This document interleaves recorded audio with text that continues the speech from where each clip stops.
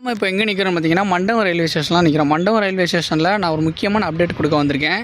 So electrical ஒர்க்லாம் முடிஞ்சிருச்சு. Electrical லோக்கோவும் trial வந்து போயிருச்சு. இருந்தாலும் ஏன் இன்னும் எலக்ட்ரிக்கல் ட்ரெயின் ரன் ஆகலை அப்படின்னு நிறைய பேர் கேட்குறீங்க. அதற்கான ஒரு விளக்கம் தான் இந்த ஒரு வீடியோ நம்ம பார்க்க போகிறோம்.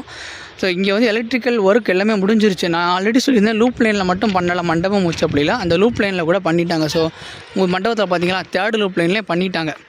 இதில் என்ன அப்படின்னு பார்த்தீங்கன்னா, இந்த எஸ்எஸ்பி ஒர்க்கு தான் இப்போ பெண்டிங் இருக்குது. எஸ்எஸ்பி என்ன பண்ணும் அப்படின்னு பார்த்தீங்கன்னா, அந்த மின்சாரத்தை இங்கேருந்து கொண்டாந்து, அதாவது டிஎஸ்எஸ்லேருந்து வர்ற மின்சாரம், ஆல்ரெடி மின்சாரம் வந்துக்கிட்டு இருக்கு, இந்த மின்சாரத்தை செப்பரேட் பண்ணி கொடுக்குறது தான் எஸ்எஸ்பியோட ஒர்க். ராமநாதபுரம் டு ராமேஸ்வரம் மின்சாரம் வழங்குறதுக்கு டிஎஸ்எஸ், அதாவது ராமநாதபுரத்தில் இருக்க அந்த டிஎஸ்எஸ்லேருந்து இந்த மின்சாரமானது வழங்கப்படும். இந்த மின்சாரம் மொத்தமாக ராமநாதபுரத்தில் ராமேஸ்வரம் வரைக்கும் போனாலும் இந்த மின்சாரத்தை நடுவில் ஒவ்வொரு குறிப்பிட்ட இடத்துலையும் கட் பண்ணணும். அதாவது இந்த எஸ்எஸ்பிங்கிறது ஒவ்வொரு 10 அல்லது 15 கிலோமீட்டருக்கும் வைப்பாங்க. அதோட காரணம் என்ன அப்படின்னு பார்த்தீங்கன்னா, இந்த இடத்துல பராமரிப்பு செய்கிறாங்க அப்படின்னா இந்த பர்டிகுலர் ஏரியாவில் மட்டும் பவர் ஆஃப் பண்ணணும். இப்போ மண்டபம் டு ராமேஸ்வரம் வரைக்கும் பராமரிப்பு செய்கிறாங்கன்னா இங்கே மட்டும் பவர் ஆஃப் பண்ணோம்னா அந்த எஸ்எஸ்பி பயன்படும்.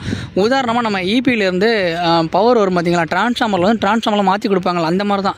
ஸோ இந்த எஸ்எஸ்பி எந்த அளவு பயனளிக்குன்னு பார்த்தீங்கன்னா, பராமரிப்பு செய்ய எளிமையாக இருக்கும். ஏதாவது ப்ராப்ளம் ஏற்பட்டு அந்த பர்டிகுலர் இடத்துல மட்டும் மின்சாரம் பாதிக்கப்பட்டுச்சுன்னா மிகப்பெரிய அளவில் கோளாறு ஏற்படாமல் தவிர்க்க முடியும். அது மாதிரி உயரழுத்த மின்னழுத்த, அதாவது ஹை வோல்டேஜ்னு சொல்கிறேன், இதுவே ஹை வோல்டேஜ் தான். அந்த மாதிரி நிறையா ப்ராப்ளத்தை ரெக்டிஃபை பண்ணுறதுக்கும் ப்ராப்ளம் வராமல் சேஃபாக கொண்டு போகிறதுக்கு தான் எஸ்எஸ்பி பண்ணிகிட்டு இருக்காங்க.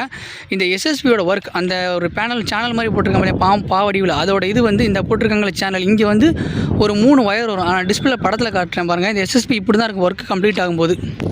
மக்களே, நம்ம இந்த எஸ்எஸ்பி பார்த்திங்கன்னா அந்த சைடு ஃபுல்லாக வால், அதாவது கம்பி மாதிரி பாதுகாப்பு வளையங்கள் அடைப்பாங்க. அதுக்குள்ளே யாரும் போக முடியாத மாதிரி. இந்த ஒர்க்லாம் முடிஞ்சால் தான் சிஆர்எஸ் நடைபெறும். அதுக்கப்புறம் தான் நமக்கு ராமேஸ்வரத்தில் மின்சார ரயில் இன்ஜின் மூலம் ரயில்கள் இயக்கப்படும். அது மட்டும் இல்லை, ராமேஸ்வரத்தை பிட்லேனில் எலக்ட்ரிஃபிகேஷன் ஒர்க் பண்ண ஆரம்பிச்சிட்டாங்க. காரணம் என்னென்னா, ராமேஸ்வரத்துலேருந்து வந்தே பாரத் ரயில் இயக்க போகிறாங்க அப்படிங்கிறது உறுதியாயிருச்சு. எப்படியும் 2 அல்லது 3 வந்தே பாரத் ரயில்கள் அறிமுகப்படுத்தப்படலாம். சென்னைக்கு கண்டிப்பாக அறிமுகப்படுத்துவாங்க. இன்னொன்று பெங்களூர் அல்லது திருப்பதி. இதில் திருப்பதிக்கு கண்டிப்பாக அறிமுகப்படுத்தப்பட அதிகப்படிய வாய்ப்புகள் இருக்குது. இல்லைனா 3 கூட வந்துடலாம். ஏன்னா டிமாண்ட் அந்தளவுக்கு இருக்கிறனால எலக்ட்ரிஃபிகேஷன் பிட்லைனில் பண்ணுறாங்க. இது முடிஞ்சால் தான் நமக்கு மின்சார இன்ஜின் வரும் அப்படிங்கிறது உறுதியாக தெரிஞ்சிருச்சு.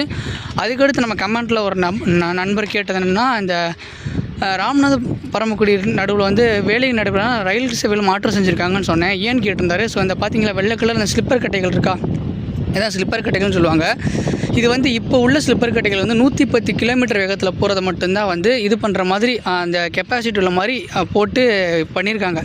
இனிமேல் ரயில்களின் வேகத்தை 130 மாற்ற போகிறாங்க. அதுக்காண்டி தான் தமிழகம் முழுவதும் உள்ள தண்டவாளங்களை ஸ்லிப்பர் கட்டைகளை மாற்றி அமைச்சிட்டு இருக்காங்க. அந்த ஒரு பணிகள் நடக்கிறனால இந்த நம்ம மதுரை ராமேஸ்வரம் மதுரை பேசஞ்சர் ரயில் சேவைகளில் செப்டம்பர் மாதம் முழுவதும் மாற்றங்கள் செஞ்சுருக்காங்க. ஸோ இதை பற்றி, அதாவது மதுரை கோட்டத்தில் ஃபுல்லாகவே மாற்றங்கள் செஞ்சுருக்காங்க எல்லா ரயில்லையும். இதுக்கு நான் செப்பரேட்டாக ஒரு வீடியோ போடுறேன். இந்த ஒரு தகவல் உங்களுக்கு பொதுமானதாக இருக்கும்னு நினைக்கிறேன். தேங்க்ஸ் ஃபார் வாட்சிங்.